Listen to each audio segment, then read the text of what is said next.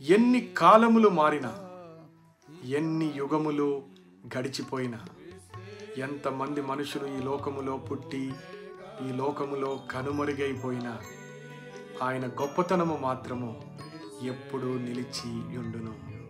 మారనిది, మార్పు చెందనిది ఏమిటి అంటే మన ప్రభువైన యేసు క్రీస్తు వారి యొక్క గొప్పతనం, ఆయన మహిమ, ఆయన స్వభావం, ఆయన ప్రేమ, ఆయన సంకల్పములు ఎప్పుడు కూడా మారవు. ఆయన అల్ఫాయు ఒమేగాయు అయి ఉన్న దేవుడు. ఆదియు ఆయనే, అంతము కూడా ఆయనే.